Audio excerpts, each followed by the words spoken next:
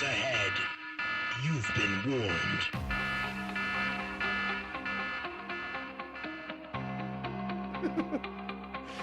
Welcome to a special episode of Wicked Theory Podcast. That's us. That's who we are. That's what we do. We podcast about stuff. Sometimes it's stuff like the Avengers. Avengers Infinity War. Sometimes, right? Yeah. Okay. Sometimes it's about Avengers Age of Ultron. Yeah, we did that. I'm Bill Sweeney. I got my buddy Ed. Hey. And my brother Bob's here. Hey. Sorry. Now he's here. Wow. Now he's here. That's twice. Hello. Twice. But like What's up, 15 everybody? times since we started. All right. Jay's not What's here. up, everybody? Yeah, that's probably it. So it's just us. It's just the three of us. We're going to break it down a little bit. Break it down. Break it down. Break it down. I don't know why I didn't have any other music, so I played that track. It's a little too ominous.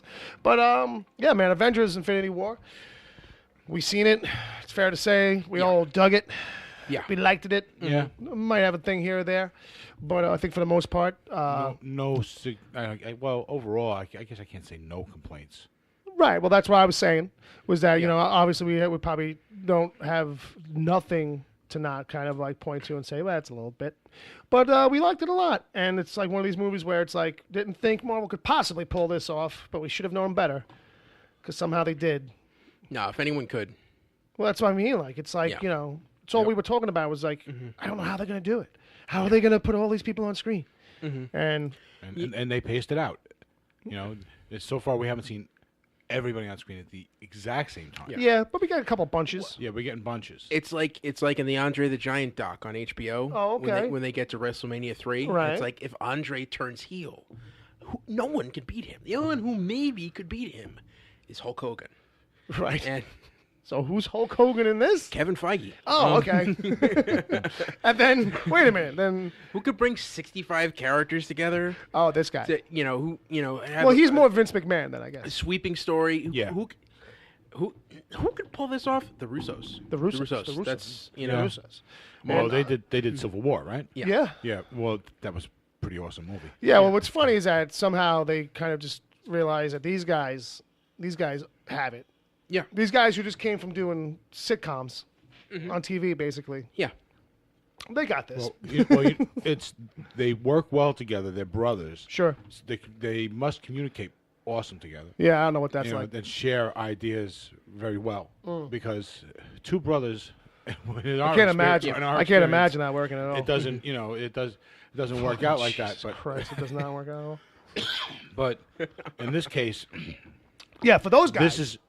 this is what's going on because one director, it's a heavy load. You know what I mean? But you got two guys to share it. that are both writing and directing. Yes. Yeah. And they're of the same mindset like this. Yeah. It's gonna become a powerful thing, I think. Yeah, and I think it just goes to show that it could. Uncle Jay, sorry you couldn't be here, buddy. He was texting me. He says, "I love you, you son of a bitch." At least he spelled that right. Well, But he's drunk, so Yeah, and the other thing is he apologizes for not being here. Christopher Marcus and Stephen McFeely, who are Right. the screenwriters, Sure. who have done all 3 Captain America movies. Okay. So like, I thought the brothers wrote this. no, the brothers directed this. No, okay. Well, I knew that. I thought they Right. wrote Yeah. and But, directed. well, But fair enough. still, the writing is top notch. Then. Yeah. You know. Yeah, you know what's really cool about this? Just like seeing the way it blended in, but this movie especially hits it hard, where anytime you have a serious moment, it doesn't let it get too down. They always, especially in the first 2 acts. Yeah. Anytime something bad happens, there's always a little cut of joke. Well, there is some criticism from Marvel for doing that. Like, I felt like Spider-Man almost suffered. Spider-Man Homecoming and a couple other things sometimes did suffer from that a little bit, where it's like, okay, I get it. Like, It's almost a Deadpool level of. for the way that they're coming out, per minute. But I mean, like they were. Like, Deadpool doesn't give a shit, so he doesn't undercut the tension. Yeah. But in Spider-Man, they were doing it like to kind of undercut the tension sometimes, and I was like, all right, but you're pulling away the tension when you do that sometimes. But in this, they weren't going so heavy with the jokes. Yeah. As far as like per joke being like like Spider-Man jokes were really funny. Yeah. These are funny, sometimes amusing, sometimes just a smile, sometimes an aha. Right. But and a few of them don't land all together. yeah, there's a couple of that were like, oh, that's Yeah, there were a few that I was like, was that supposed to be a joke? But like to me, it's the kind of thing where it's just enough to soften up a little bit, Yeah, so yeah. it stays fun. It's And the never jokes- not fun. and the jokes do stop at a certain point. Oh yeah, oh yeah. At a certain point, Oh, that ending. yeah, it ends everything. Yeah. Oof, does it? Yeah. So let's just get right into it, right? Yeah, all right, sure. People fucking die, man.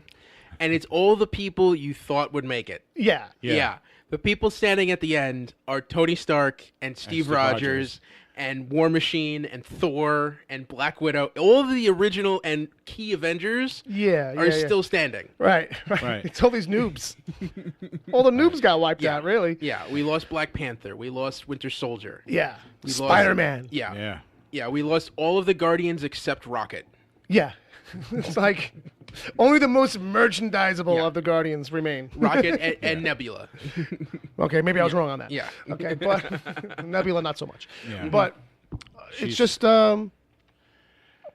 it's one of these things where it's like, because here's the thing with it. All right, it's obviously we're going full spoiler, but it's one of these things where it's you go into this movie. And you've been down this kind of a road before with things where it's like, okay, it's a giant sci-fi magic powers thing. Okay, wait, you're killing off all the big guys. You can't really be killing all these guys off. So, like for me, like while that was happening in my head, that like I was still getting hit left and right with like, oh, you're killing that guy. You're killing that guy? Oh, well, they'll be back. Oh, my God, they're killing that guy. It's okay, they'll be back. No, my God, they're killing that guy. Yeah. And then Peter Parker's like, I don't want to go. And, like, it broke me a little bit. I'm not going to lie. That's the one where it's like, oh. Yeah, I was actually a little like, oh, no. You reminded in that moment, oh, shit, he's a kid. Yeah. Like, oh, right, he's just a kid. Like, you kind of forget a little bit. Hey, man, there's only 2 movies that ever made me cry. Passion of the Christ and Star Trek to the Wrath of Khan. Oh, I thought you were going to say that Watergate movie. This movie's not one of those movies. It's not. Don't you be trying to make yourself do it right now. But it came pretty goddamn close. Because you get a little glassy-eyed right now. Yeah, that one moment was the one where it was just like, oh. But that was a real thing for me. Like in my head, I was wrestling with in a time where it's like, I know they're gonna come back, but like I'm being affected right here. Fuck you, Marvel. Yeah. Like for doing it as perfect as I guess you could do. I actually felt like that too. I was like, yeah, fuck you. Yeah, and the effect was nice too, where it was like, it was almost like soft feathers or leaves or some kind of weird kind of thing. Yeah. Like not sand, but at least it was something. Like I thought you were all gonna be like sand or something. It's But like it was crop dust. Just this weird kind of fluttery thing. Powdery dust. Oh, it was a great effect. But yeah, like everybody fucking dies. So I think one of the big questions. Even Nick Fury. Even Nick Fury, which was great, right? Like you're holding for that Right. final. Oh, tease. You only got the one post credits trailer this time. First off, when you go to credits and you don't have the animated, because speaking as in the first 18 movies, Yes, as a guy who just rewatched, there's them all. always 2 parts to the credits, Right. Which is the really heavy animated portion, which is used to be the open which credits. should for be movies. the opening credits. Right, Marvel puts them at the end. As a James Bond movie, as a Right. James Bond fanatic. Like Well, that's, as movies traditionally were. yeah. We'll say that. Yeah. The big, I would like to see someone recut all these movies by putting that section in the beginning. Oh God! When you would normally see the title card. They're 10 minutes long at the end for a reason, because like no one wants to sit through that anymore up front. But like to me, that so sets the tone for what this It's movie's supposed gonna to. be. You're right. Yeah. It's supposed to. It's supposed to. Now it's entertainment to keep you placated while you sit through these credits. Yeah. Which they should be doing more with the credits, like how Guardians kind of like at least made it more visually appealing. Yeah. Not, I don't care about the Easter eggs. So- I'm just saying visually. So anyway, this enough. one just black. Just black, somber. Same titles you would normally see, just black. Black. Well, And the then- text and the font set I think was very all chosen purposely. The Yeah. music was on a down note. Yeah. It was very down on the way out. Yeah, and then the Avengers Infinity War, the title card just sifts away like the people did at the end. Yeah. And you're thinking like, okay, what's the mid-credit sequence? And no, it just goes straight, and you're like, we're not getting anything. I thought that was the most like really hardcore metal thing I've ever seen the Marvel movies do. Not give you a credit sequence. Yeah. Make it somber. Yeah. Well, I mean, I think they really wanted it to sit, to make Yeah. you feel affected, and make you maybe sit there and talk about the movie with the people you're Yeah, with. just and like, then, are we getting anything? Are we getting anything? And then you're like praying and hoping, and then you're like, oh, okay. And then you're like, oh, shit. it's just Nick Fury. No. Yeah. You were like, oh, shit. So here comes Nick Fury. Yeah. And, All right, we're gonna just be, to see him die. And then you see him and Hill, and like, oh. It sets up the next couple of movies, actually. Yeah. Yeah. Well, the next movie up is AntMan and the Wasp. Right. Which is going to take place in the... Before this. Yeah, okay. From what I understand, Yeah, it has is to that it's going to take place before this went down. be. Yeah, and I think the whole thing is they're going into the microverse to find Janet Van Dyne. Her keys. Yeah, I don't know. they're trying to find her mom. Yeah, yeah. So that would make sense. Yeah. Well, I mean, just in general, it's just a timeline thing. Yeah, and that could be the kind of thing they show up and then get there, and then that's when... I mean, they might have been there the whole time, but they were just so small, we didn't see them. Yeah. No, what I mean is, like, that would be the end of Ant-Man and the Wasp. Is Like they get the job done, and then they get home, Michael Douglas meets his wife, and then both of them melt away. Yeah. It's going to be the post-credit scene. It's going to be the probably post... just one of them melts away. Oh, Yeah, okay. somebody will do it. But one of them has to be the mom. Because I think the having her go through all that to That's get the mom just a back, loser? Yeah, Yeah. just a loser. Absolutely. Oof. That's what I was thinking when I said that. that's a gut punch. Yeah, right yeah, there. that's Shakespearean right there. That's deep. Yeah. But I like yeah. it. Yeah. It's fucked and- up. I like it. And the other one, this is Captain Marvel. Yeah. Which is Yeah. going to be set in the 90s. Right. Which, different theories about how that will play out. But whether or not... It'll explain why Nick Fury has a beeper Yes. in the Yeah. trailer from Right. this movie. Right, why he has Yeah. a Motorola pager. Yeah, basically a very high tech looking one. Definitely jacked up. Yeah, definitely some a stuff jacked glued up- onto it. Yeah. But yeah, so I think, people will sit there and wonder, okay, what's the deal with Captain Marvel? Because that's who he's signaling to. With that pager symbol, that's what the logo is. Yeah, Bill, what is the deal with Captain Marvel? She's just out chilling. Because Yeah. every time I've asked someone what her powers are, whoever I'm asking changes the subject. Yeah, well, that's why you keep asking. I guess. Like you haven't figured this out. Just wiki it, man. Yeah. If people can't give you a straight answer, you be the guy with the real deal. She's Like, basically just one of those so overpowered beings yeah. that you really can't use them all that often. Yeah, you have to find ways to keep them somewhere else, keep them off the map, keep them off the grid. It's like she's like Superman, but Marvel doesn't have that baggage where they have to keep him around all the time. But definitely what's going on there is that since her movie's going to take place in the 90s, there's a couple of different angles of how where she is, where she's been. It's a question of, will she time jump forward in her movie to present day? But since now, that was a question. But since Tony is signaling her, she is somewhere out there. It's not a signal from present day to the past. It's Tony not signaled her? No, Tony didn't signal her. I mean, Nick, rather. I'm Nick. sorry. Thanks. Yeah. It's a question then of, is she just out in deep space, having some other deep space adventures that we just don't know about? You know what I mean? Oh, yeah, that's exactly And that's what basically what it is. You know what I mean? I'm just saying, I think there's other theories out there, but that's kind of like what I just lean to. She's just out there gallivanting. Yeah. Saving other planets, I guess. Meanwhile, if any planet's been needing somebody for the last 18 movies, Yeah. we could use a cosmic guardian of this sector. Although I know that's a DC reference. I mean, I bet you Xandar should have had her on speed dial. Zing! And isn't that like all where the Nova Corps and all that is kind of like? Yeah, and I that's one of the things like You thought was going to be the inroad for Captain Marvel. I bet you they filmed a scene there, and just that was the thing they had to cut for time. Well, I wonder. I wonder if maybe there's something there because what stone? Because the movie starts, Thanos already has that stone. Yeah, And that stone is which one? Do we remember? the Power Stone. Power Stone.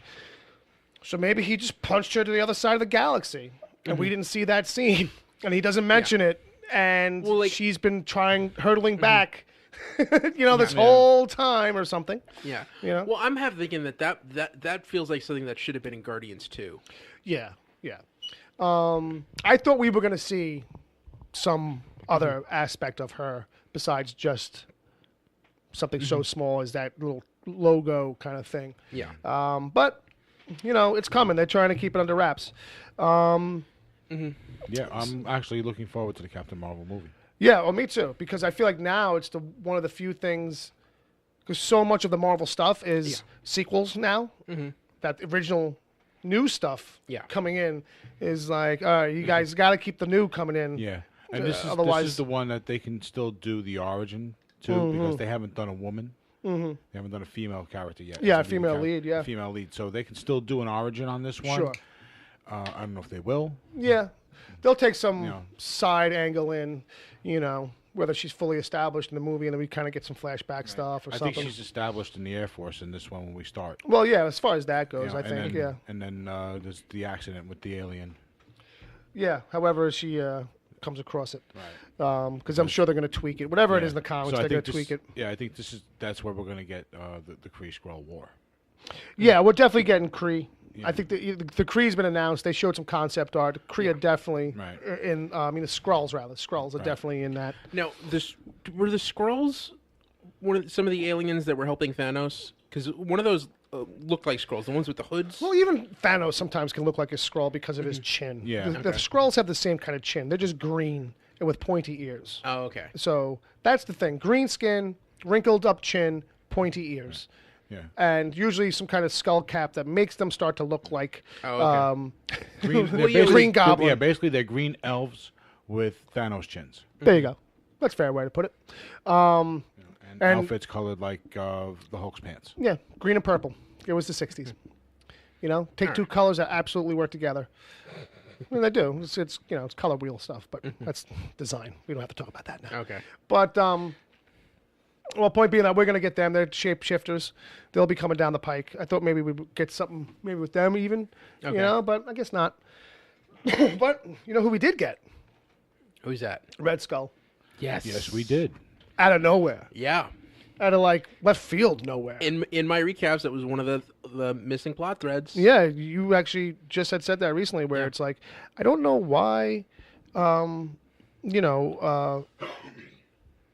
they don't follow up on that storyline, or just do a little bit more, bring him back, find some other angle or something. Well, maybe now they finally have with this actor, because Hugo Weaving wasn't going to redo the role, right? And Marvel was gracious enough to say, okay, don't worry about the contract you signed.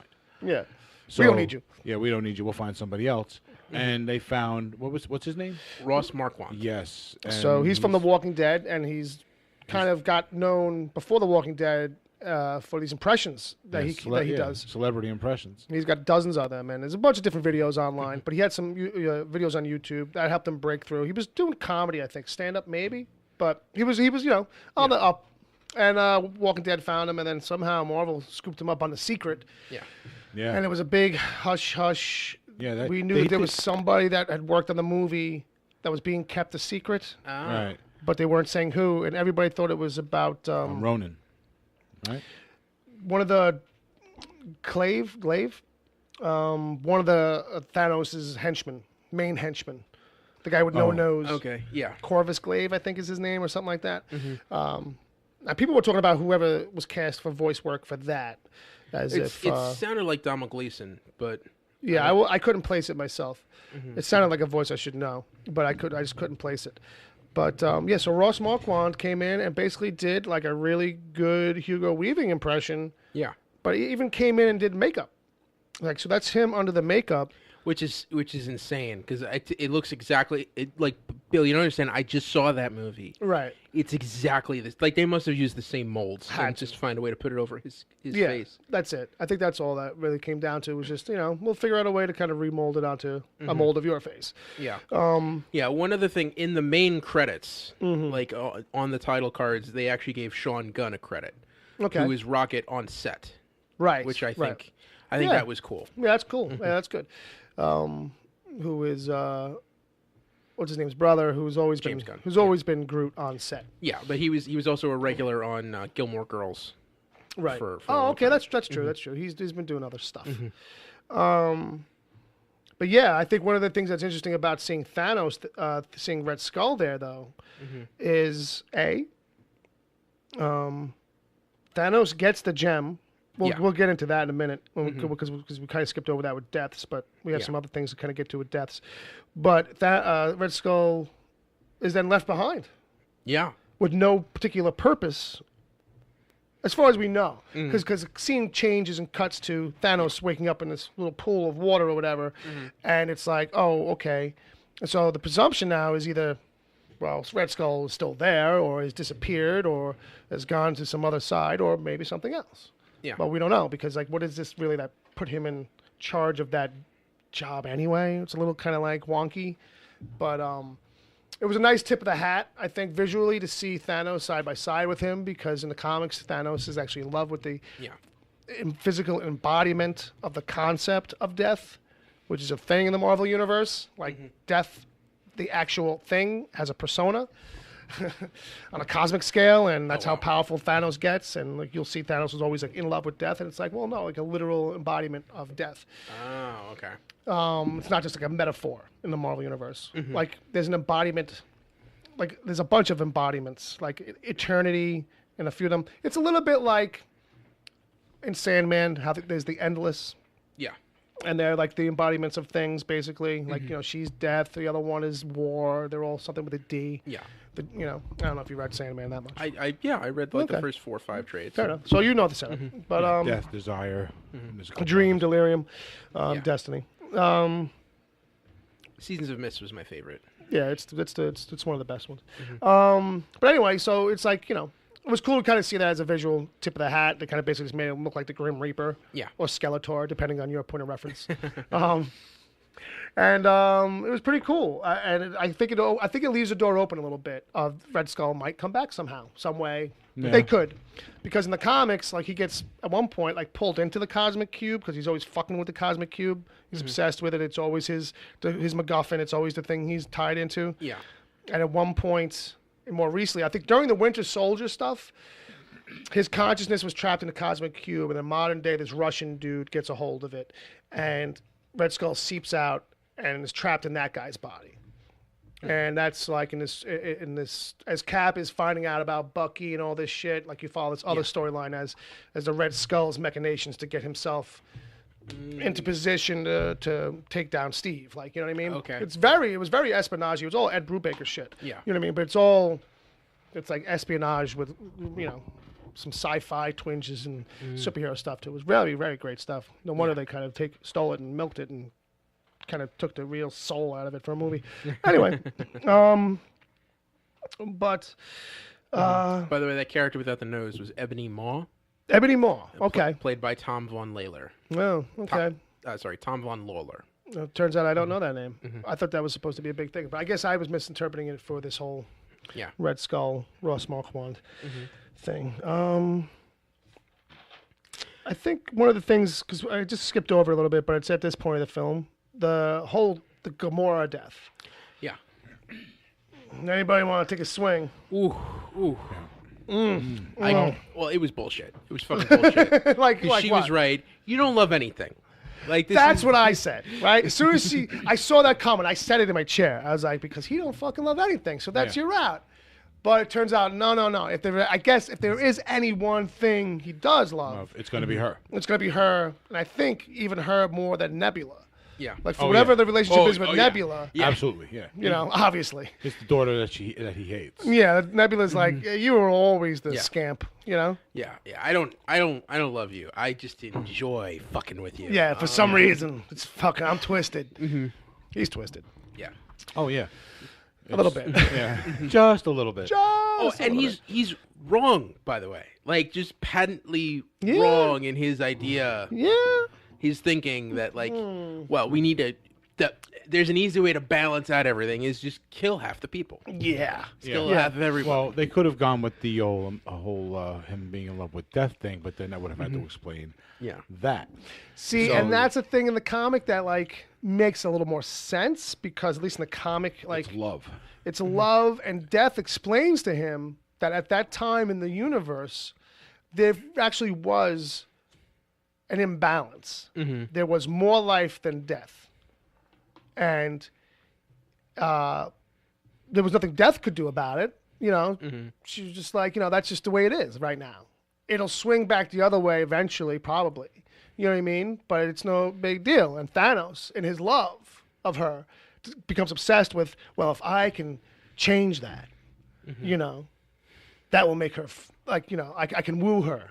And it's like the craziest, most demented fucking thing for a comic book. The longer you sit there and think about it. Was this Kirby? No, this was Starlin. This was all Jim. Oh, okay. There's a great article, actually. I think it was on Vox. It was one of those. I don't know. You'd have to look for it, but it's a recent article about like him going back and forth with Marvel. Oh, okay. Just kind of like the guy who created Thanos, like how like it got created, like what books, and then eventually like how it's like a love-hate thing. Like he'll kind of have like an idea, and then they'll kind of like be like, okay, and he can go and kind of write some Thanos stuff, and they'll put it out. Limited series, and kind of come and go, like, you know what I mean? But otherwise, he's done. Like, he wrote all that shit for a while, and then lately, like, that's what it had become, with just these small runs of these like self-contained stories, and whenever like Thanos stuff was coming up, he was cool with it. But now, turns out like right now, there's a Thanos monthly book that Donnie Cates is writing, which is a romp a little bit. Like, it's fun. I'm actually reading it right now. And he's just kind of having fun with it a little bit. Not like in a silly way, but just coming up with crazy concepts. Like, you know what I mean? So, like, Thanos from the future has kind of come back to Thanos present day and, like, needs his help kind of a thing right now. Okay. So it's a little bit of that. And there's a new Spirit of Vengeance, which is, like, basically like a cosmic Spirit of Vengeance. Spoiler, turned out to be like this future version of Frank Castle has become like the Ghost Rider. It's weird. Jesus. But anyway, but he was building towards a storyline that supposedly is very similar to this thing that Starlin has been building to for a little while, and now Starlin is pissed, and he's like, I don't even know if I'm going to finish it. He's like, nah, I'm just fucking something burning. Was it something new? It smells like incense in here. What Chinese food? Yeah. Oh, we've been having comments. Benny Livewire has been. Yeah, well, hit us with some comments there from the chat room. Just to say, I did not cry during The Notebook because The Notebook is not a movie; it's propaganda. I'm not even going to touch that. It's probably true. Just saying. Just saying. Yeah. Fair enough. Yeah. Hashtag not a movie. No. Okay. It's propaganda. If you say so. And I did not cry.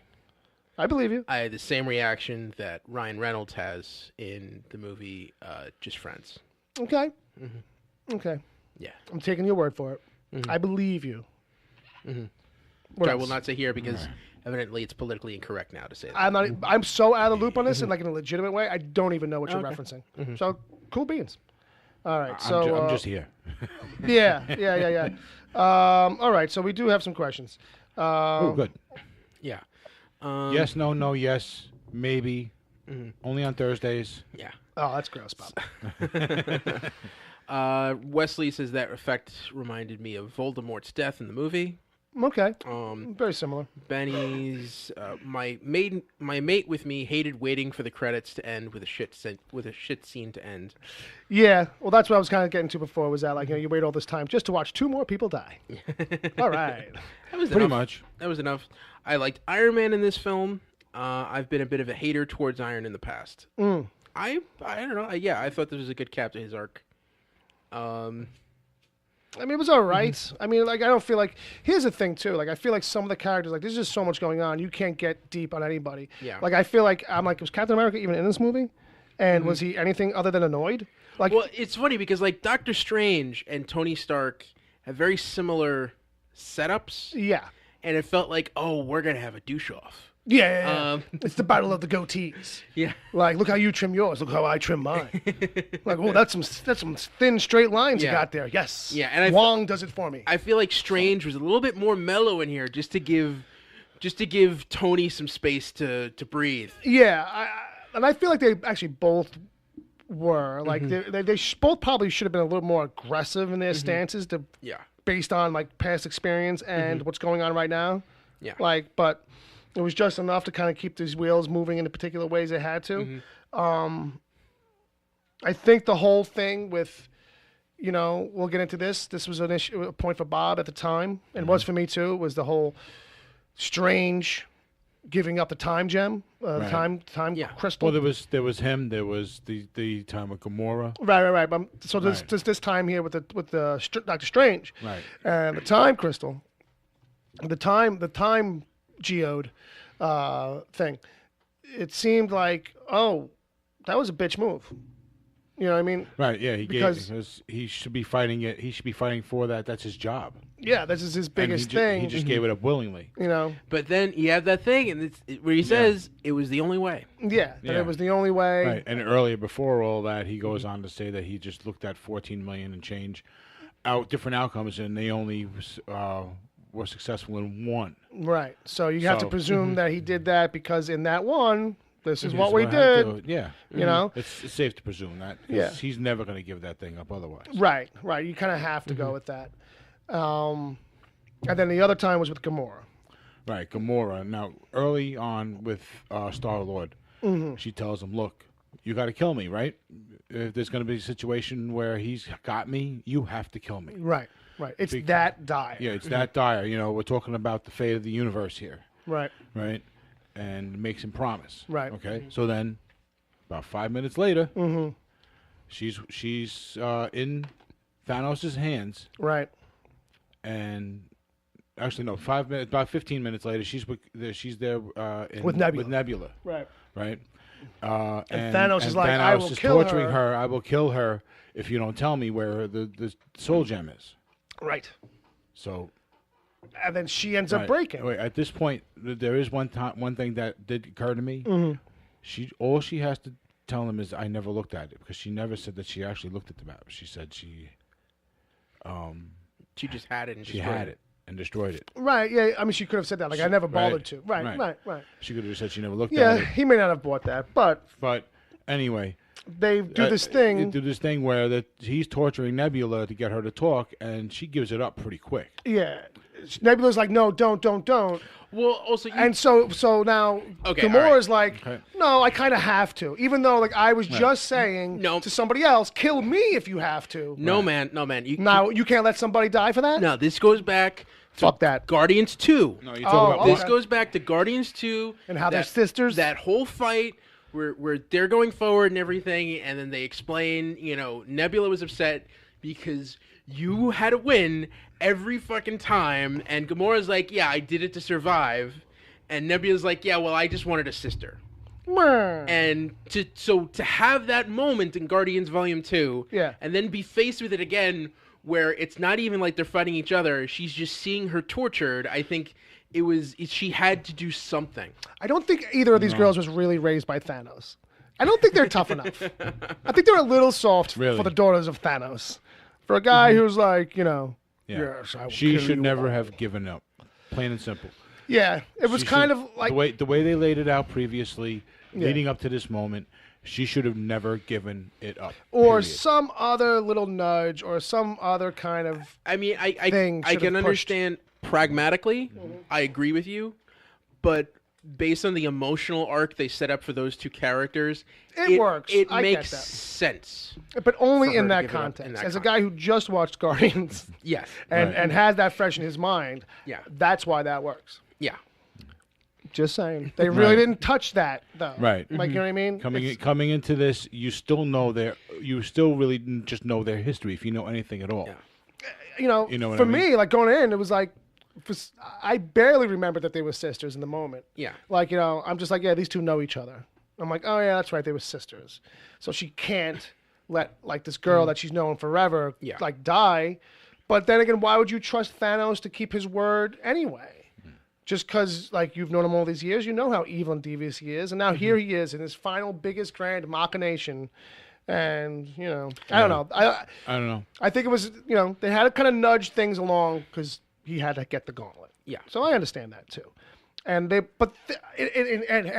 in their defense, these were the only two moments where it felt a little nudgy by the writers. Like, you know what I mean? Yeah. Like, a little bit like that. Otherwise... No, because what about the Reality Stone? Well, that's a thematic thing. That's a thing where we have to figure out what the Reality Stone really is. Yeah, because I mean, if going based on just the name, and you really don't know what its power is, you just know it shapes reality, and you see him use it in small ways. Right. You would think that once he's got that, he could just change everything with a thought, because he could clearly just change a weapon into a bubble gun. With what I mean, or he could clearly do all these different things. He can just, no, that was the Time Stone. I was thinking of one where he shows the past of his planet. Yeah, well, he's doing. Well, he's also. I think with that, he's using the reality stone. Yeah, with that he is. And that's why I felt like, oh, the reality stone is really about like his immediate area, maybe. Like maybe it's limited. See, I feel like there's a thing with the Infinity Stones that once, like they kind of boost each other. You know what I mean? Or they start to be able to work in tangent with each other. Like once you start to accumulate them.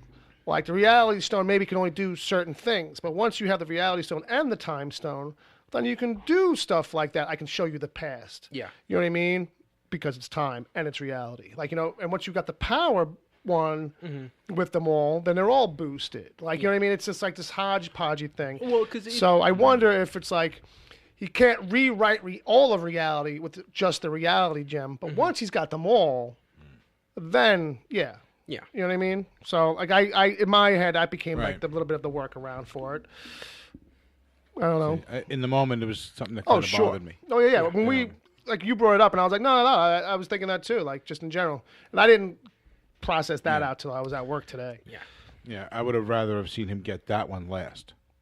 Yeah, that's fair. But you know what? They needed it for some storytelling assistance because it allowed him visually to kind of like show stuff to people and kind of contextualize. We don't know that he couldn't have done that with the other stones. I mean, you know, and I mean just because of all the power boosting going on. Well, I mean, yeah, I guess. I mean, Yeah. but we would have nitpicked it. Yeah, probably. If he didn't use a reality stone, but did reality-ish type, we'd be like, how the fuck is he doing that? Yeah. Well, The time stone. Yeah. yeah. We would have nitpicked it. We would have picked it apart. But remember, he didn't have the time stone at that point in the movie. Right. Doctor Strange still had it. I thought he did at that point. No, that was when he was showing it to Doctor Strange and Iron Man. See, I actually posted this out to the web. You know, any geeks out there want to nerd-splain why he needs any other stones if he has the reality stone? Isn't that all-encompassing? Their first reply was because, you know, they just really make the gauntlet pop, you know, because bling. And then this guy, Pixel Wizard's like, well, reality would only affect physical objects. He wouldn't be able to affect time or kill half the universe without the soul. So, like, that's what got me thinking a little bit about, like, and maybe it's this combination thing. Like, I don't know if he's pulling that out of a wiki or like his nerdness, or if it's just kind of like a free thought for his own. But I was like, all right, I kind of get that. Like, you know, one gem on its own will only be able to do so much. Well, if it takes the soul stone, then he's got 4 before before the last act. Because here's the thing, too. Going into the last act, he's already got 4.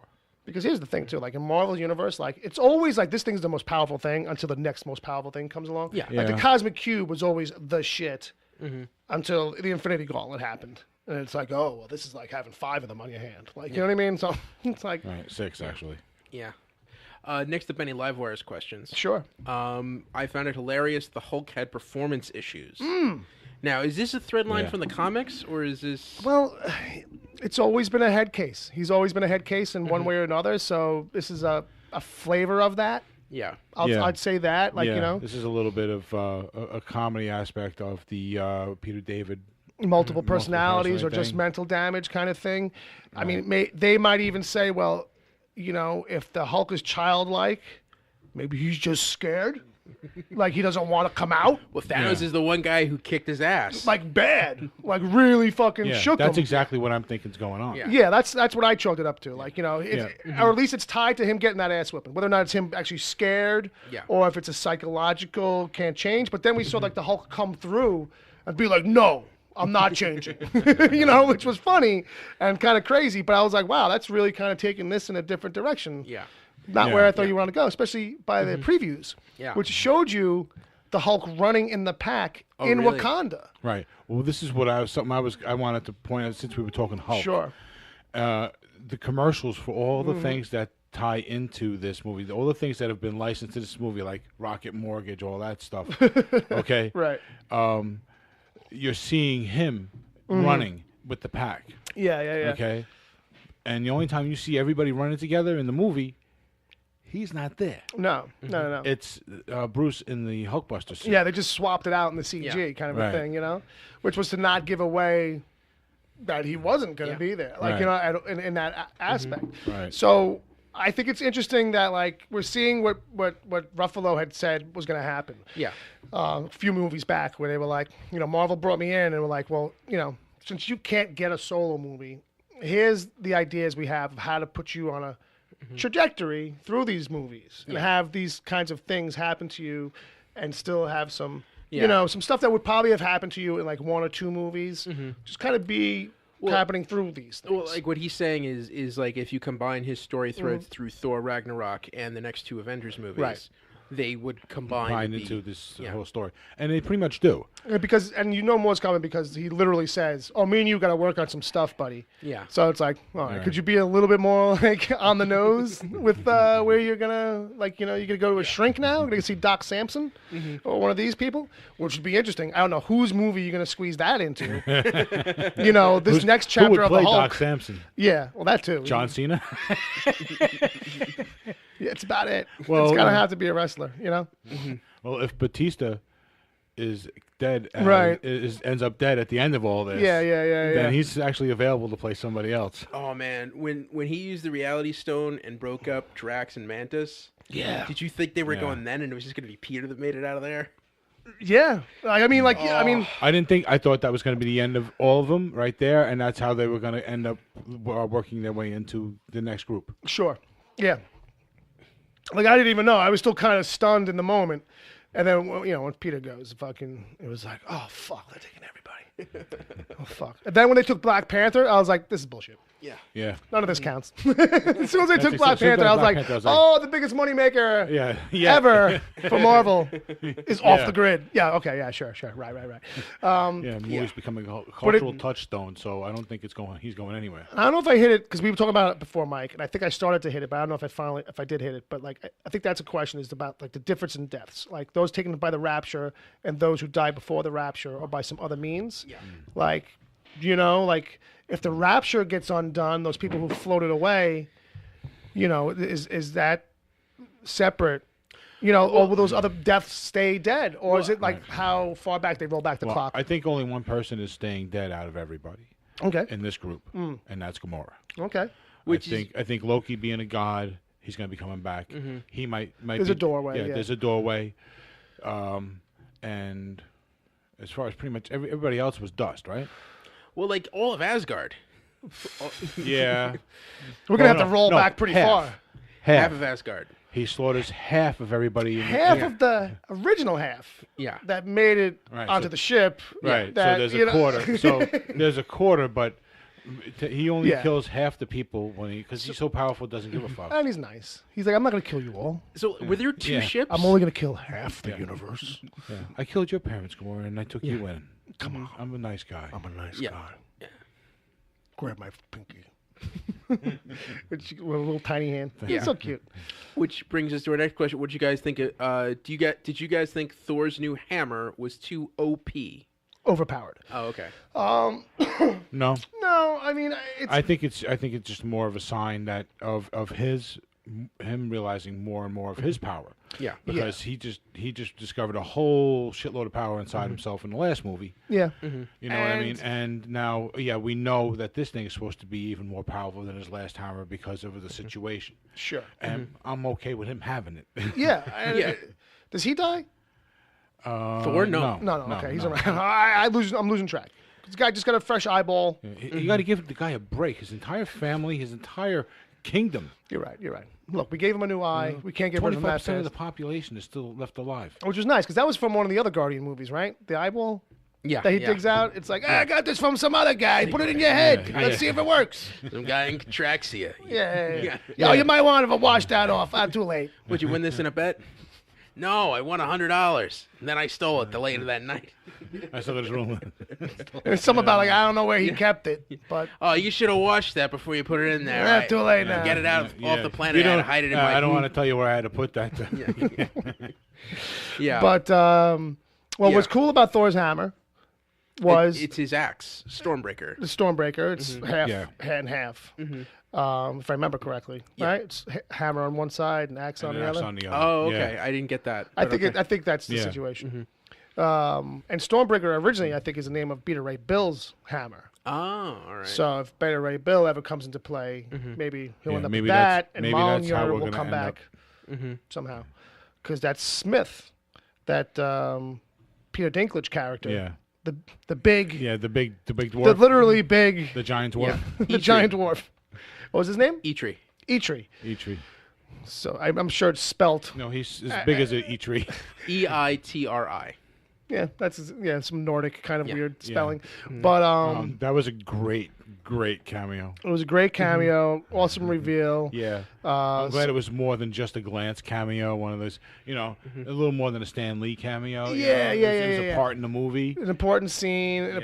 We got to see some good shots, some funny angles of him walking with the group. I told that it's the most Jack Kirby character ever put to film.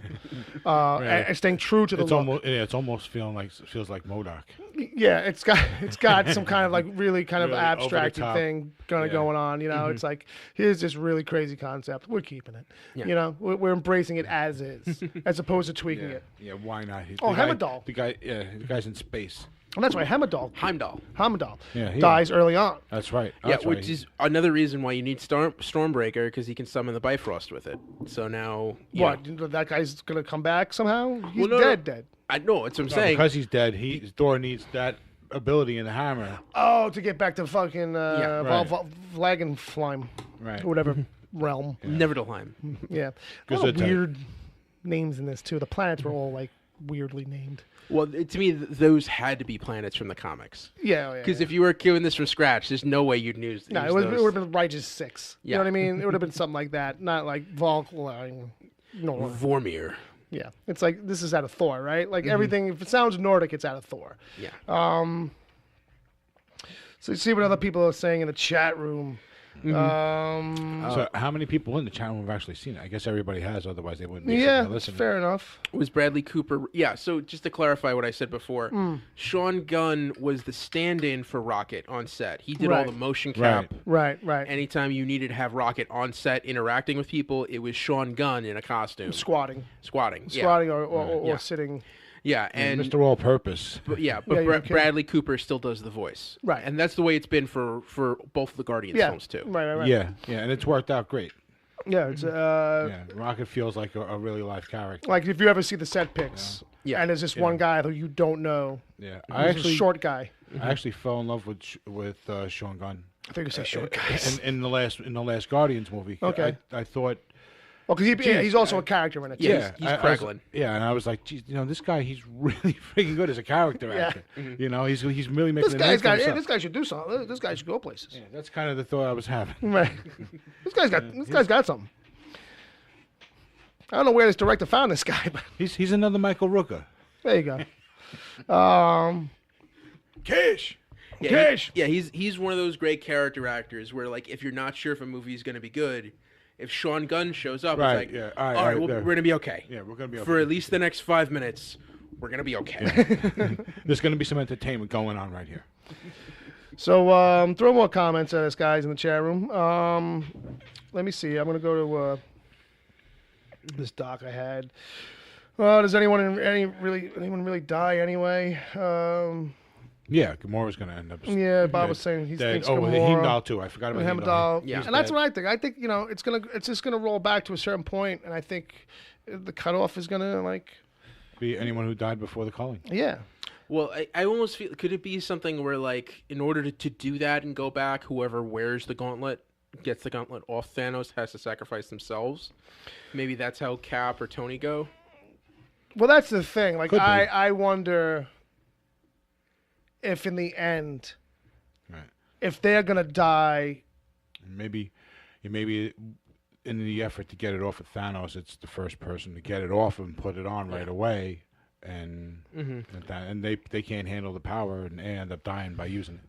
I think it's going to be a thing of missed opportunity thing. Like you'll see sometimes where it's like they're over here and they're with the gauntlet and Tony or Steve is over there. Yeah. And it's like he's dying. And they're like, okay, we got the gauntlet. We undid everything. You know what I mean? Okay, destroy it. Okay, it's done. Oh, shit. It's too late. Like, we can't undo. Steve's going to die. Yeah. And Steve dies anyway. You know what I mean? That kind of a thing. Yeah. Where it's like, just break it. Just do it. Like, do it.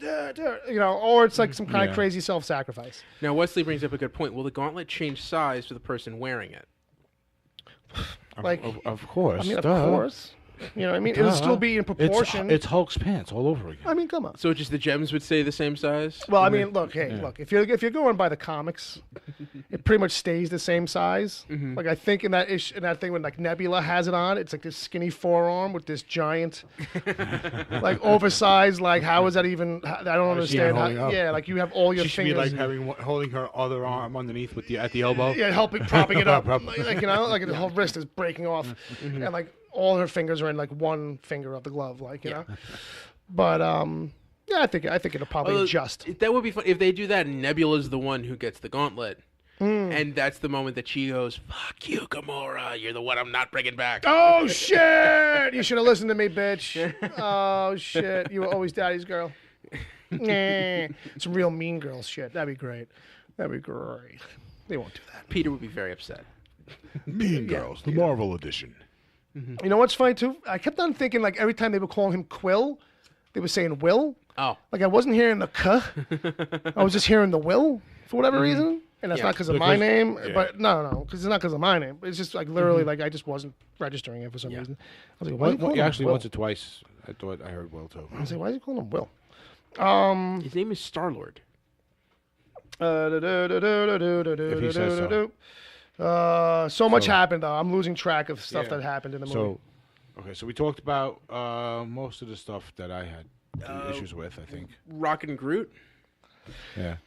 Yeah. I liked how Groot sucked it up and busted his arm off for Thor. Yeah, that was a cool little twisty twist. Yeah. Of the selfish teenager steps up. Yeah, and you wanted to smack that video game out of his hands the whole fucking time. Yeah, a little bit. A little bit. But then again, he doesn't add a whole lot conversationally. No. But the whole but now Thor can translate. Oh, maybe. Because it was an elective. Right. Speak Groot. Right. Oh, yeah, I speak Groot. Of course I do. Right. It was an elective. It was an elective. And I like the old I'm Groot. I'm Steve Rogers. Yeah, that was good too. Because Steve didn't get a lot. But like that's what I mean. Like even in those big high-sense moments, they still found a way to get the joke in there. Get the joke in there, and it's a thing where like it only works because it's contextual in the characters and in the moment. Like, you know, Steve's a very kind of straightforward guy. Yeah. He would be very serious with that, and like, you know, and doesn't know the context. But I feel like from a studio perspective, if you're trying to cut this thing for time, that's the first thing out. That's the first thing that goes, but it's the most important thing. Yeah. Like you need that. That's what keeps your audience engaged. That's what restarts them so that each moment has the same amount of impact. Right. You know, you need to break it up. Otherwise, it's just this full onslaught of 40 minutes of nonstop fighting and explosions and things whirling around. It becomes a DC movie. And you know, so by the time that you get to the point where you're snapping Zod's neck, you're just like, oh, you feel like you've been brutalized for the last 40 minutes. Right. Oh, I stole your thunder. I'm bad. Yeah. That's okay. I thought I was helping. No. We both got there. You made my point. But yeah. There's a Spider-Man and an Ant-Man now? Yeah. That was another good line. Yeah, that was good. Now, we didn't get Hawkeye, and it wasn't... Yeah. Well, that's one guy who we haven't seen. Now, you know, it makes sense to not have Ant-Man in this. Well, okay, because we know they're gonna play it out of sequence. Yeah, but I feel like, you know, I was telling Ed, I feel like, oh, that would have been great. Like if we had just gotten the one scene in the montage of scenes, or even like if we're gonna go fucked up post-credit scenes, like we cut to, for no reason, we haven't seen the whole movie. We cut to the Hawkeye house. Oh yeah. And it's him and the wife, and one of them just fucking disappears. Him, preferably. That's my wish. Oh no, and if it was my Gauntlet, when I bring everybody back, he stays out. Yeah. No. To me, like the way you make it a man on a mission. Like the way you turn this into a Stallone movie is have her go, and now she's. Oh, now he's motivated. Yeah, because it's just that shit. Yeah, that's an '80s kind of thing. Yeah, now he's fucking Rambo. You took my woman away. It's Drax. Yeah, that's Drax's motivation. It's got to be her and all the kids. But if you're gonna do that, you have to have the '80s style montage where he's forging the magical arrows that are going to take down Thanos. Yeah, it's a little bit Frank Castle. Yeah. It's a little bit, Nordic. It's got a little bit of everything. Yeah. It's a little bit CIA espionage. The montage. Montage. Carl Weathers just pops his head in for no reason. And I'll say, like, Thor was still kind of like the kind of new Thor that we kind of had in Ragnarok. Yeah, a little more humor. A little more humor, and like he's not a dick. He's cocky fun. But yeah, they found a good balance of the cockiness kind of thing where it's a little more know-it-all-y. Yeah. Rather than the straight out complete like I treat this. you right, like I don't treat you like shit. I just I know what I'm fucking talking about. Yeah, yeah. Like, You're very nice people. I'm going to take your pod now. Yes, right. I am commandeering this whole ship. Excuse me. Where's the release button? It's got to be somewhere. Tell Steve you copied my beard. And he's like, yeah, sure. Yeah. Vision and Scarlet Witch. Creepy. I'm glad it's I'm just saying, like robot love, man. I didn't know we were cool with that. Well, isn't that a thing in the comics? Well, I think that was put in there for the Asian market. Yeah. No wonder he does so well over there. Yeah. Shit. Well, it is a thing in the comics, but it's like it's a thing in the comics that's always kind of like. It's one of those things that either you look at it as a stretch or you look at it as the thing they try and present it as is. Yeah. Where like he transcends life a little bit. He's like it's this other thing, and their love transcends that. It doesn't. Yeah. It says a lot to me more that she's fucked in the head, and she's like, I know it's an inanimate object that just looks like it's animate, but I'm in love. The last time we saw an android fall in love, or Lars and the real girl? No, was Star Ex Trek, Machina? Next Generation. Right. Okay. Right? Data, right. Yeah, Data, and Tasha Yar. and that sucked. Yeah, well, So yeah. the woman there was, she was justifiably a little nuts. So Right. So if she was nuts, and that show, Yeah. this And this don't get me one's wrong, nuts. like Scarlet Witch is a little kind of got some damage in her history. Right. I would not eat I that think it's- pepper cash. I don't. That sounds sexual. I think it's why her power is unstable is because she's unstable. Fair enough. And why her decisions are a little irrational. Let's just be honest. She doesn't have the greatest history of decision making. The whole Sokovia thing tends to kind of ride on her shoulders, or at least she feels that it does. Yeah. You know what I mean? Yeah. But yeah, so I guess it's like, well, yeah, you can be in love with a robot because a robot will keep an eye on you, and you're fucking crazos. So maybe that's for the best. But yeah, like I don't like now what happened with them? Did they disappear? How does their thing go? I forget. Did she disappear? She disappeared. Yeah, she disappeared. But like the whole movie, he's like telling her, "You have to kill me. Like you have. You have to destroy this thing." Yeah. And it's where it's like you go through all this, but like if she had done this yesterday, Right. Sweetheart, if you had just done the chores like we asked. I thought it was the guy who doesn't get the things done, like that in the relationship. like there's one job, and like it's you blew it. Well, also the fact that I feel like that decision put Shuri in danger, which we haven't even gotten into the Black Panther characters yet. Well, that's true too. I mean, like, and like after the huge fan response that Shuri got from Black Panther, the moment that like you see her flying off that, like if they're even thinking about killing her, holy fuck. And that's like, and again, it goes back to that's how you just know that like it's not gonna stick. It's just too wide a berth of characters to just kind of be like, yeah, they're all gone. And this movie ends with Thanos wins. Thanos wins. Thanos wins. It's, that's all I was thinking like today at work. I was like, I can't wait to do that on the show. The whole Yankees win. The Thanos wins. Fucking John Sterling. That fucking guy. Yeah, we can't get away from that. He has these home run calls, and the worst was Curtis Granderson. Okay. when he played for the Yankees. All right. Like a couple of years ago. I'll allow it. Go on. The Grandy Man can. Oh, the fuck him. Grandy Man. The can. Grandy Man. And they were paying this guy? Yeah. Yeah. For 30 years. Yeah. At least. Paid him good, I'm betting, by the end. Yeah, Because then he was a staple. He's still going. Well, hey, even Mike Francesca's trying to come back now. I mean, him and Susan Waldman. Goodness gracious. Goodness gracious! Oh my God, Roger Clemens is coming out of retirement after 6 years. Her head, like, literally exploding. Like, it's all over the booth. Like, take it easy, lady. It's just baseball. Mine too easily blown. The guy should be in jail. I mean, come on. That's what you should be screaming about. He's out on his own recognizance.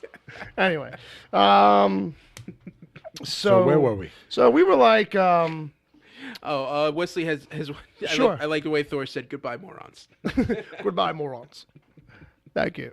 How about Bucky grabbing Groot and using Groot as like the other gun? Oh, it was Rocket. Rocket, Okay, rather. yeah. Rocket, rather. Right, yeah. Wrong name. Right. And doing the spin, the two-gun spin And of Rocket was mayhem. going with it. Yeah, Rocket's like, yeah! 'Cause that's right up his alley. Like him and Groot type shit. Like, fucking like this guy. Like, I would, like, if Groot was off the board, I'd be like, all right, these two. I want to see Bucky and Rocket. And I think the thing he will be most pissed about at the end of Thanos is not Mm. Groot dying, but that he won't get to steal Bucky's arm. You know what? I ship those two. Like the kids, how the kids all ship everything? I'll ship Bucky and Rocket. I hope that works out for them. They have like a little love story, a little gay thing. And hashtag Bucket with 2 T's. Because you've got to combine both names. Right? When you make a like celebrity coupling, right? You gotta yeah. So, but it's 2 T's on the end of Bucket. Bucket. Hashtag like Bucket Forever or something. Make it happen, kids. Fan art. Let's turn this into a Tumblr. Let's go. Palmer's already on it. Oh, okay. Well, he's not going to make it. He's going to put the ad together. Well, that's the name for this episode now. Is the Wicked Theory Infinity War bucket list. There you go.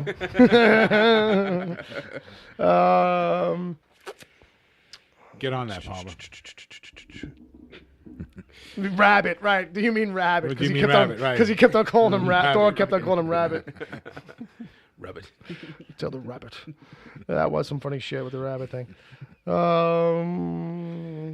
It was a good 2 hours and 40 minutes. There was a lot of great stuff, and I was very surprised at how much of it really fucking worked. Because pound for pound, it's like, this can't hold. No, the but center it was- will not hold, No, but it did.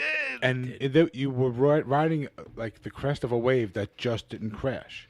Yeah. It was like you had 5 minutes where everything had to get set up, and then boom, you were off, and you were just riding that wave until the very end of the movie when the shit hits the fan. But like the way they plan it out, every time you think like, okay, everything's on the board now, then, but it looks like how the hell do they go forward? And then they introduce the next set of characters. Like I can even take you through it because I've seen it twice. Right. Like it starts off, okay, we've got Thor, Loki, and Hulk, and like Hulk is sent off somewhere, and Thor gets blown out into space, and we see Thanos, and we know he's coming. Right. And then, you just see Hulk lands, and he pulls in Doctor Strange, and Wong. Yeah. You're like, okay, this is the thing. Yeah. But now he's Banner and Yeah. But now he's Hulk's Banner, nowhere. and it's like, okay, so what's going to be their connection? And then you see Tony and Pepper, and they're walking around doing their own thing, and they have this nice moment, like, oh, okay, this is a relationship movie. Yeah. And then hey, you want to have kids? Yeah, you think about kids? And then Doctor Strange comes out of nowhere and goes like, hey man, you got to come with me right now. Yeah, you're not having kids. Yeah, and then Hulk shows up and is like, no, seriously, man, we got to go. We got to go. Yeah. Let me give you some exposition. Yeah. And then we're out. They do the exposition mounds. It's like, okay, so it's going to be Hulk, Iron Man, and Doctor Strange this whole time, and where are we going to weave it in? And then shit goes down, and we're like, oh shit, they're coming. What do we do? Who are they all going to be able to handle this? Right. And then you see Spider-Man on the bus, and he's like, I got to get in on this. right. Yeah. He could have just stayed home. Yeah. Yeah. Yeah. Just as you're thinking it, it's happening. Yeah. And there's that kind of rhythm throughout the whole Yeah. movie. And I will say, Yeah, and then Stan Lee is far too old to be driving the bus. Oh, yeah. I do know that some guys will clock their hours, after retirement Yeah. and work a little extra. But I think over 80 is probably too old to be driving a school bus across a bridge. Yeah. Just saying. Yeah. But I think he got everybody there safely. And, I know a lot of really old people like that actually drive with 2 feet. That's not good. And I did notice, it's so small and stupid, but it is one of these things. I did notice that Pete's like, hey, make a distraction for me. And he goes like that, right? Like, he's like, oh my God. Like, he doesn't even see the thing out the window, right? He's like, oh my God, we're going to die. He's just, like, apropos of nothing. Yeah. But I noticed that Pete, like, from his seat on this side, opens up the window on the other side. Yeah. Because... But his window's right behind him. Yeah, but he goes to the other side. So if everyone is looking at that side at the spaceship. Okay, fair enough. I thought, okay, fair enough. Yeah. So, But okay. that is a funny Yeah, no, but all that, and then Guardians gets flown in. Like you're thinking, like, okay, this is all gonna happen around Earth, and then we go to space, and the Guardians, like, what the fuck are the Guardians there? And they meet up with Thor. Yeah. Okay. And then, Which we know is going to happen if you've seen the end of Thor Ragnarok. yeah, and also Hulk picked up the phone. Who's he gonna call? And then that's when we see Vision and Scarlet Witch doing their thing. Right. And then they get attacked, and who's gonna save them? Captain America, and he brings Black Widow and Falcon with him. You know, and then they all meet up with War Machine and Don Cheadle, and then like as all of this is going through, that everything folds in nicely, and just when you think, okay, everyone's on the board now. Right. What else is missing? And then Steve says, "I know a place we can go," and that's when Wakanda shows up. And they all walk into cheers. Yeah. And it's like, Sam, Norm, all my buddies are here. We have a couple. Everybody knows your name. We just have a couple cold ones and talk to Cliff. Exactly. It just tells us all about the Ruta Beta Beta Begas. Now, I feel like if you hadn't seen Black Panther, the fact that that a bunch of African tribes are going to show up and fight off these guys does seem a little ridiculous. Yeah, but that ends up being a non-issue because everybody on Earth has seen Yeah. Black Panther. Well, I did like how the thing is like, oh my God, the shields. Like, there's so many of them. And it's like, okay, the shield is like a filter at this point. Like, it's keeping most of them out. Yeah. Because it is the thing where, like, well, there's only about, like, 60 of us, maybe, versus, like, 7,000. Yeah. Like, spawn fucking, like, venom creatures. Like, they look like venom running around. I couldn't get a good look at any of them, but they were like, these are not Yeah, the Chitauri. They had bat heads and long. They were nasty. Yeah. But, in that very, everybody's fighting, no one's really taking any hits kind of way, action sequence, a lot of that going around. I was glad that there wasn't like too much of the whole swinging around the camera that drove me crazy with Black Panther. That's like feels like is a thing for like Spider-Man and those acrobatic kinds of characters. Yeah, like it's all CG, so we're moving the whole camera to follow everything. Like I felt like the end of Black Panther had like a little too much of that. Like it was. Well, but I do like the wide shots, and I think this one did have the battle scenes, especially. I thought like they needed to go just a little wider. I felt like there were a lot of like close quarters fight scenes where you're just seeing one-on-ones. I would have liked to see us span out and see a couple feet and see like 3 or 4 fights going on in one frame, and then go into each individual one. Right. Like but get it all framed out a little bit. That's a matter of time and editing and stunt work and scheduling, probably, because it's like, okay, who do we have today to film? Right. Like and can we get everybody the same day? All right. So the question here from Benny is like, when Pepper called Tony on his cell, did you guys think Pepper was taken hostage or was going to die? No. And I forget what she's saying, but she was saying something where I was like, "Oh, what is she?" No, she was like, cuts her off. She's like, right? "Come back here right now," because she knows he's on the ship. Yeah. Oh, okay. And she thinks, "Oh, I'm never going to see you again." And I think, like, the reason she phases out is just because they're leaving orbit. And it's the same reason Friday doesn't stay with him the whole movie. Right. Okay. And so far, he's not home yet. Yeah. It's going to be a while. Yeah, he's stuck out there on a planet with no transportation. And I'll give it to Peter, too. Peter was just like, Peter Parker was just like, I'm not even going to acknowledge that I'm in space right now, because if I do, I'll probably lose my shit. I'm just going to go like that's what was going on in his head. I'm just going to stay focused on these conversations and not look around too much. You're not going to tell Aunt May, right? Right.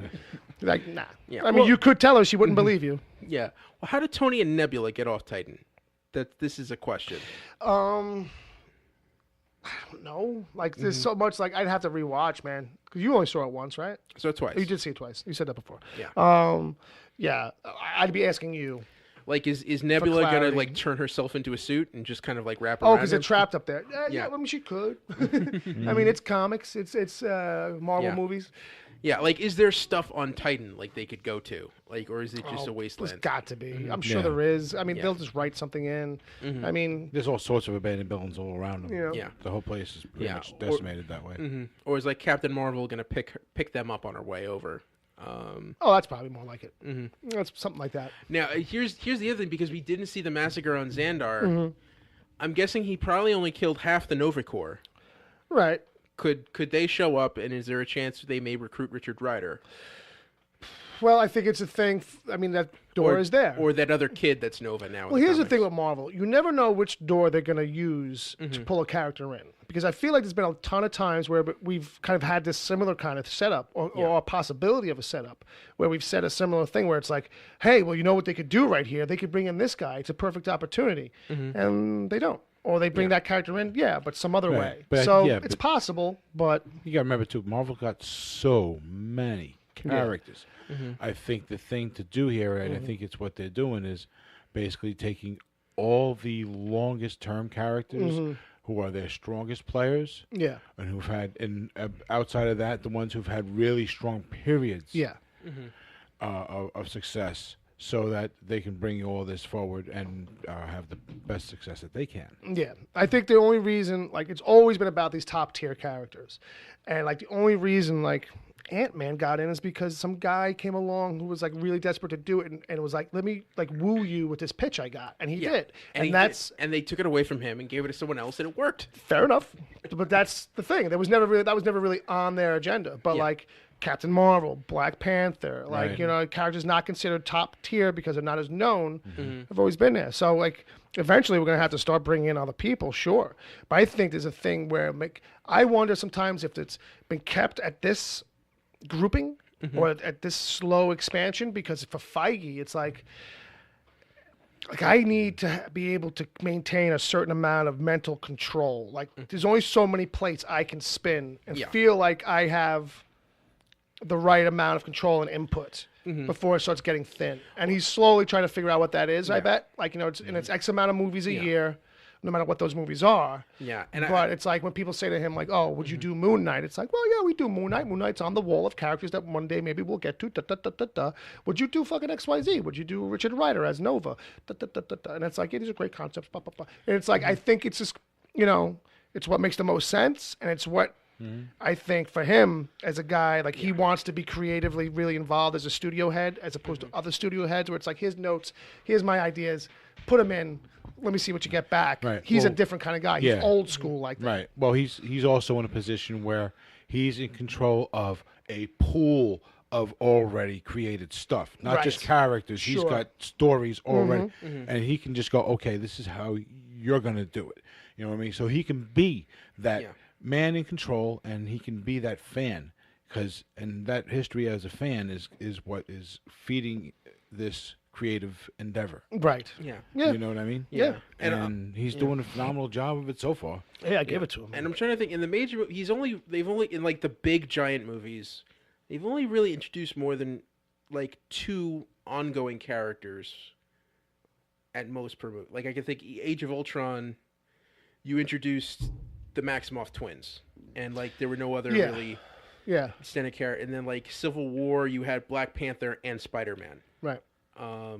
Well, I'm saying, and for the most part, like those are characters that you know that you're working towards anyway. Like they're well, that's what I mean. Is the characters who are going to get movies. Yeah. Like those are going to be the characters that like they're part of the plan. Like they're in the architecture. Like we are working towards Black Panther. We are working towards Captain Marvel. Like, you know, something like Ant-Man fell in. We made it work. Yeah. You know what I mean? Right. Spider-Man kind of fell in. We made it work. Like, you know what I mean? But like he's hesitant as fuck. Like to pull in much past like a certain line. Like when people well, suggest that's smart. yeah, and it That's really smart. is. Because I think it's really about like for those other characters, like they take you're gonna have to find what really Right, the approaches that are really gonna work for. Right. Yeah, because there's a key to making any of these characters successful. Yeah. You can make a guy like Moon Knight successful. They're making Legion successful on TV. Yeah. I mean, that is a phenomenal friggin' show. Yeah, I think if you're gonna do Moon Knight, it has to be on Netflix, and you have to give it kind of like a Legion type treatment. Yeah. I think absolutely. You got to not really be sure who you're watching at all times. Yeah. If you're watching Jake or you're watching any of the other Grant, guys, all these other Grant and, personalities and all this other. There's Steve, right? I'm trying Steve and Peter. Steve. Is there a Peter, Mark? Well, Mark is the main. Mark was the main one. And then, you got Mark's back Grant. I think Grant is the Grant cab is driver. cab driver, I think. I can't keep track. I can't keep track of his personalities. Peter, How's anybody else? Steve is the producer. Yeah, and like and that's a crazy. Don't even get me started. I'm gonna end up down a Moon Knight hole. Yeah.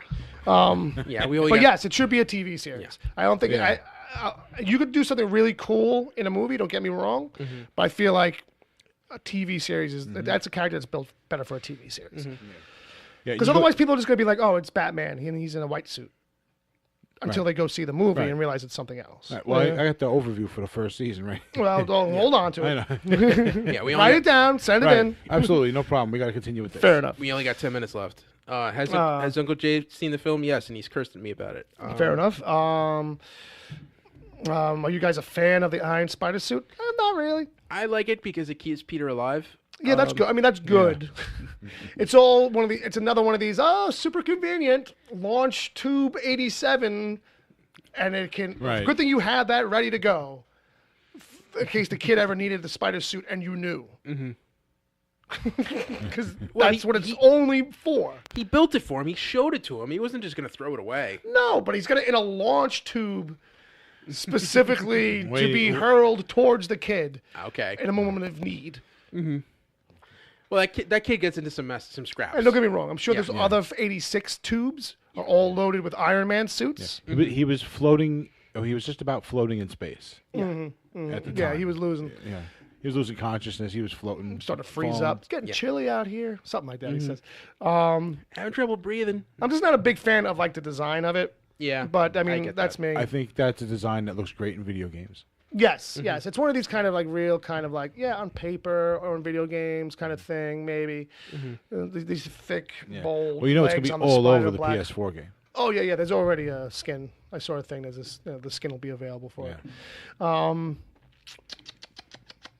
Yeah, and the legs. I mean, I was never really a fan of the spider suit in the comics. I feel like that's one of these things that gets kind of like becomes a thing because someone doodles it. And it's like, hey, guys, look at this idea I had. What if Iron Man made him a suit? Let's do it. That's a way to give him spider legs. Wesley says his idea, meaning Thanos, his idea of only killing half is bullshit, considering he kills half of everyone he meets and then kills another half in the end. So he killed a lot more than 50%. Well, I guess let's think about it. That might work out to 1% of the entire population in the universe. Right, because he's only physically on his quest. Or maybe he's... because what's he saying? Like he goes to the ship, let's say, the Asgardian ship, kills half of them in the moment. Yeah. But in the end, when he flips the Gauntlet switch, that's taking 50% of the universe at that time. Yeah. So now another half of those Asgardians is gone. Well, or maybe it's just like, all right, these are the places I've hit. I can cross them off the list. And the Gauntlet is just going to take care of the rest of the list. It's going to move around those places, right? Yeah. It's going to absolve them. They don't have to worry. Yeah. It's going to, I got you. You know. I mean, I'm sure it's very selective. It's nuanced. He's nuanced. Serial killers would really enjoy this. Oh, because they would it's get a dream. lot of their stuff done remotely. much faster. Remotely, too. Yeah. I can kill with a wave of my hand. I've been doing it every day. It's like the Birdman of Alcatraz, and they made that Burt Lancaster movie. Okay. And everyone all felt bad for him, and they wanted to get parole hearings. Then he finally got one. He's like, "No, you need to let me out now because there's like 6 other people I gotta kill before I die." Realize, oh no, he wasn't such a sweet old guy. No. Yeah, I mean, unless anybody's got anything else, I think that's kind of we're a little bit not running out of steam exactly, but I'm just having a little trouble. I'm scrolling through a chat room here of some other people, kind of looking at trying to get some recollections of things we saw in the movie that might have missed over. Palmer wanted to say something to you in the doc chat. I don't know if you were. Oh, yeah, I haven't seen that in a while. Yeah. I haven't seen that. Yeah, well, he just wants you to look at it. He didn't actually type in any messages there for you. It's just. Oh, well, I'm not even in that Yeah. document anymore. So, Oh, well. oh, no, I'm going back in. Oh, well. That was in my doc. Oh, okay. My doc. My document. My document. Wherever I go, it goes. My document. My document. Dreaming. So where did he put this notation? I don't know. It just in the chat it says, Ed, can you quietly get Bill back into this chat if you can see this? And then he didn't write anything after that. I don't know why he wanted you looking at it. And I'm not doing that quietly. Well, I don't see anything in the doc room, in the document chat. Yeah. Maybe because I wasn't in there, it's not in there now. Maybe. It doesn't. I don't think it holds it like a regular chat feature. I don't know, but I think if people want to, they can check out Agent Palmer's non-spoiler review over at agentpalmer.com. Oh, hey. Yeah. Yeah, he's got one of those. He does those. Yeah. They're usually He knows pretty how to good. write? He knows how to write. Yeah, and I actually English, right? Yeah. He usually finds a couple of good angles to. Yes, English. He usually finds a couple of good angles to. It's not just like a typical non-spoiler review. Not that ye oldie style English, right? No. No. Nah. Ye oldie's no good. Not pirate English, right? Agent Palmer's like clearly not quiet. Drax. Drax was funny. Man. The angel pirate. The angel pirate, yes. He's like an angel pirate. Oh shit. He made it. Yes, I shipped them.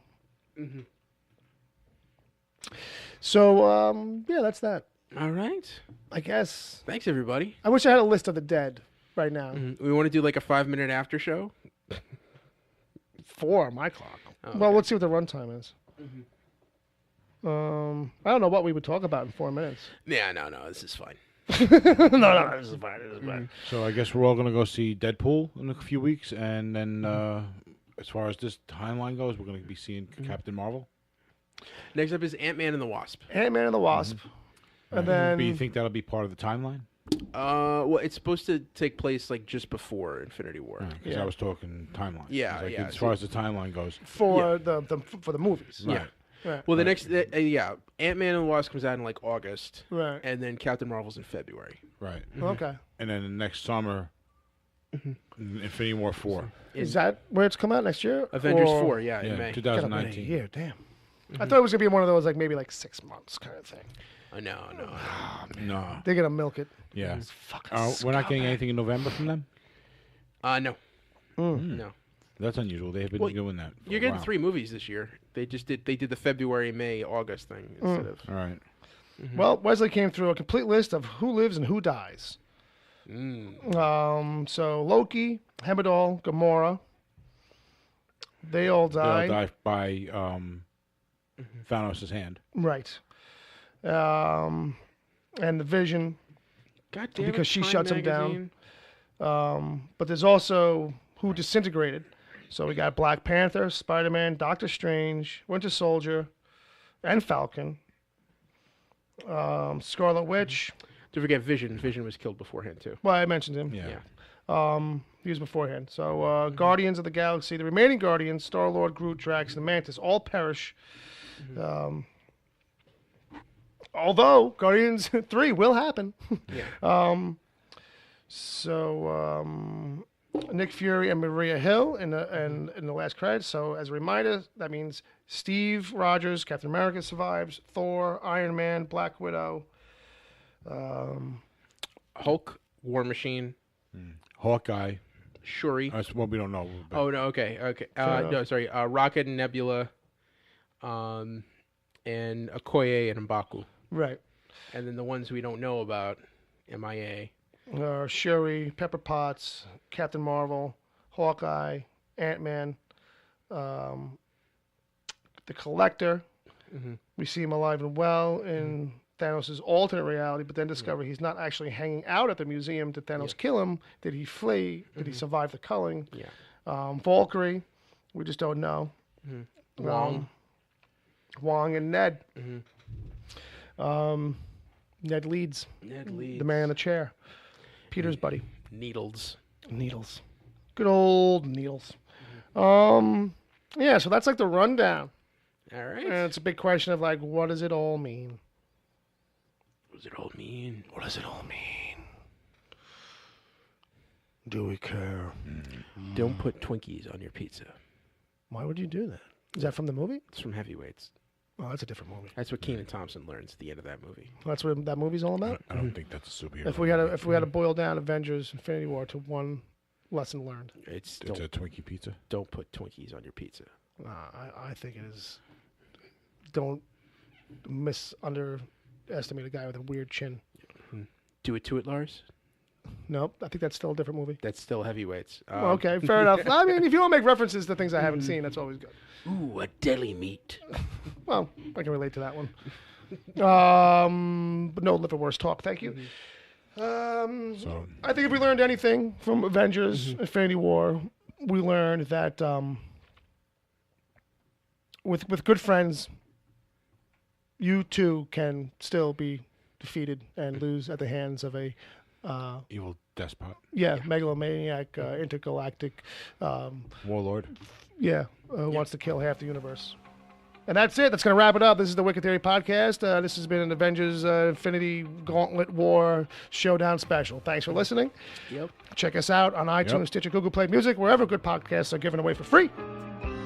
The Wicked Theory Podcast is heard live every Saturday at 7 p.m. Eastern until whenever. Just go to mixler.com/wicked-theory. Mixler is MIXLR. Sign up to join the chat. Then click the follow button to get reminders whenever the show goes live. You can find the show on iTunes, Stitcher, Google Play Music, wherever good podcasts are given away for free, and at wickedtheory.com. You can support the show at patreon.com/wickedtheory. There you can get the after show if you miss it live. God forbid. Plus other exclusive episodes. As always, send your emails to podcast@wickedtheory.com.